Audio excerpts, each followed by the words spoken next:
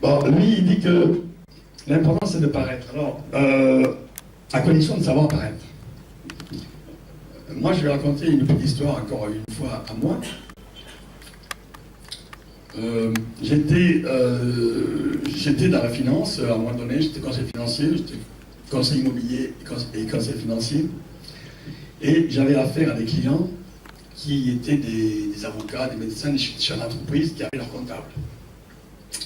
Donc, il fallait confiance à leur comptable, parce que leur comptable, ça fait 10 ans qu'ils le connaissent. Hein. Moi, il me voit pour la première fois. Hein. Donc, il me dit, votre truc, bon, c'est bien joli, mais moi, je vais en parler à mon comptable. Et là, je leur disais, mais monsieur, c'est tout à fait normal, moi, je propose qu'on se voit avec votre comptable. Et on allait les voir avec ce comptable, ou leur conseiller juridique, peu importe. Et bien souvent, je démontrais au comptable des choses qu'il ne connaissait pas. Mais d'ailleurs, qui n'était pas vraiment dans son métier, parce qu'un comptable, c'est fait pour compter.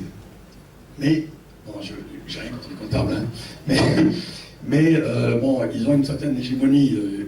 Des fois, quand même, bon, c'est le conseil du client, donc conseil en patrimoine, conseil fiscal, conseil machin. Et le client lui-même n'a que lui, donc il pense que le comptable, c'est la science infuse. C'est pas vrai. Et c'est tellement pas vrai que je faisais la démonstration au comptable, sans lui dire, hein, que je savais plein de choses que lui ne connaissait pas, notamment des lois, l'explication des lois, et des montages qu'il ne connaissait pas, parce qu'il n'a pas le temps. Il a 150 clients à faire les bilans, il n'a pas le temps de s'occuper des lois en défiscalisation. Hein. Mais le client pense qu'il les connaît. Donc le client voyait devant son comptable que j'en connaissais plus que lui. Donc déjà, ça c'est une autorité. Bon, ensuite, le comptable me posait des questions, il me disait, mais quand il voyait que je connaissais autant de choses, mais qu'est-ce que vous avez fait comme cursus? Votre cursus, c'est quoi en fait? Vous avez un bac plus 5, où est-ce que vous avez été où? À Paris, à Toulouse? Alors, si je lui avais dit à ce gars-là que, monsieur, j'ai pas le bac, j'ai jamais fait de cursus, tout ce que je sais, je le sais des revues que j'ai étudiées, des nuits que j'ai passées à apprendre des trucs, de ma passion, parce que ça me passionne, et voilà, monsieur. Eh bien, il m'aurait souri, il aurait été très content, mais c'est très bien, c'est très bien de réussir comme ça. Et puis, il aurait téléphoné à son client, en disant, donc monsieur, vous voulez avoir affaire à un gars qui n'a même pas le bac? D'accord? Donc, il faut savoir, même, mentir sur son cursus, sur son profil.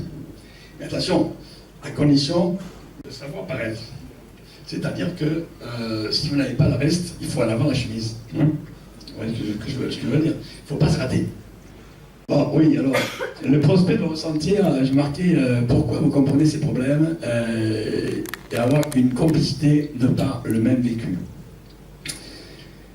Bon, là, disons, j'enfonce un peu le clou dans ce que je vous ai déjà dit.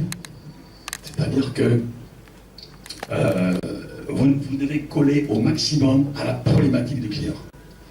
Et l'idéal, c'est de trouver, comme vous avez trouvé quand vous êtes entré, le piano, votre petite fille joue le piano, le chien, vous avez un gros chien comme lui, etc. Et bien là, vous avez eu un peu la même douleur que lui. Alors si c'est pas vous qui l'avez eu, c'est votre cousin ou un ami, et vous le connaissez très bien, et vous avez vraiment presque vécu ça. Et évidemment, ça vous rapproche. Si à ça, vous ajoutez le professionnalisme dont vous avez déjà fait preuve, eh bien, le paquet est emballé. Et à ça, bien sûr, il faut lui faire à ce moment-là une promesse claire qui est liée à une problématique claire. Monsieur, si vous faites ça, je vais vous donner ça, il va vous arriver ça.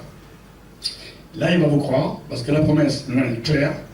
Vous avez vécu la même douleur que lui, ou vous la connaissez très bien, et en plus, il sait maintenant que vous êtes un vrai professionnel. Et il vous a reconnu un charisme. L'affaire est bouclée.